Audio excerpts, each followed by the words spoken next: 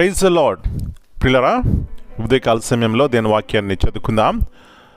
2వ రాజుల గ్రంథము 20వ అధ్యాయం 5వ వచనం. 2 Kings 20:5. యెహోవా నీకు సెలవిచ్చినదేమనగా, నీవు కన్నీళ్లు విడిచుట చూచి తిని నీ ప్రార్థన నేను అంగీకరించి ఉన్నాను, నేను నిన్ను బాగు చేసేదను. I have heard thy prayer, I have seen thy tears. Behold, I will heal thee. యేసు ప్రభువారి యొక్క శ్రేష్టమైన నామములో ప్రియులారా, మీ అందరికీ శుభము తెలియజేస్తున్నాను. మరి ఇక నూతన ఉదయకాల సమయాన్ని దేవుని వాక్యం ద్వారా దేవుడు మనతో మాట్లాడుతున్నాడు. మనం ఎంత ధన్యులము గల కారణము ప్రియులారా, ఈ వాక్య సత్యంలో లేక అనేక మంది ఏమి చేయాలో తోచని స్థితిలో ఆయా రీతిలుగా పిరిగితనముతోనూ భయముతోనూ బ్రతుకుతున్నారు. కానీ దేవుడు మనకి ఎంత కృపనిచ్చినాడు, సత్యమైనటువంటి వాక్యం మనకి వినిపిస్తున్నారు. అందును బట్టి మనము దేవుని ఎంతగానో స్తుతించాలి, ఆరాధించాలి. దేవుని యొక్క వాక్యాన్ని ధ్యానించుకుందాం. ప్రియులారా, ఇక్కడ చూసినట్లయితే హిజ్కియా రాజు తనకు భయంకరమైనటువంటి రోగము లేకపోతే వ్యాధి వచ్చింది.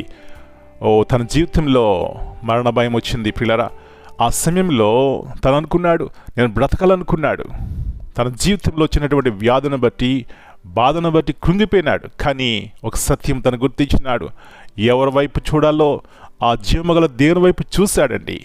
ఆ చూడడానికి తను ఏం చేస్తున్నాడంటే తను తగ్గించుకున్నాడు, కన్నీళ్లు విడిచాడు, ప్రార్థన చేశాడు.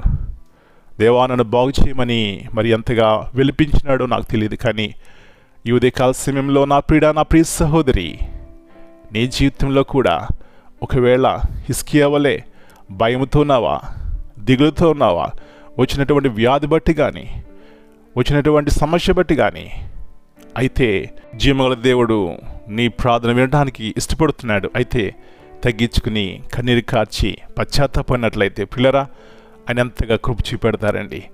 వెంటనే హిజ్కియాకి దేవుడు మాట్లాడుతున్నాడు.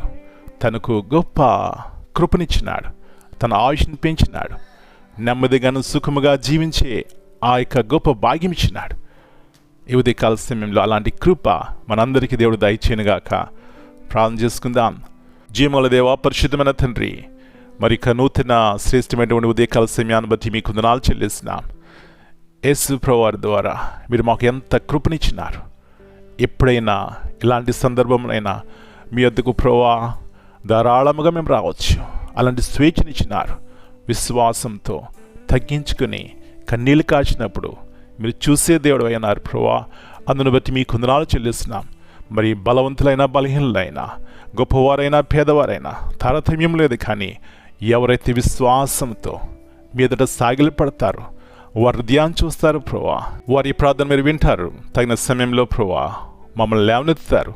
అది రోగమైన, కష్టమైన, వ్యాధైన, పిరిగితనమైన, భయమైన వీటన్నిటి నుంచి ప్రభువా యేసు ప్రభువారి నామం ద్వారా మాకు జయం ఉంది నాయన.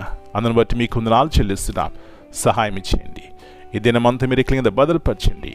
ఈ వాక్య భాగములు ఎలాంటి పరిస్థితులు ఉన్నప్పటికీ కూడా మా జీవితాలకి ఎలాంటి మేలును కలుగజేస్తాయి. కాబట్టి వాక్యంను ధ్యానించడానికి సహాయం ఇచ్చేయండి. దాని ద్వారా ఆత్మీయంగా, శారీరకంగా బలం పొందడానికి సహాయం ఇచ్చేయండి. పరిశుద్ధాత్మ యొక్క కార్యములు ప్రతి కుటుంబంలో జరిగించండి ప్రభువా. శాంతి సమాధానంతో నింపండి. మీ ఆత్మ ద్వారా మమ్మల్ని బలపరచమని మరొకసారి హిజ్కియా యొక్క జీవితాన్ని మాకెంతో మాదిరికరంగా ఉంచినారు. అందును బట్టి మీకు వందనాలు చెల్లిస్తూ యేసయ్య అతి పరిశుద్ధమైన నామమును బట్టి ప్రార్థన చేస్తున్నాను తండ్రి. Amen. God bless you all.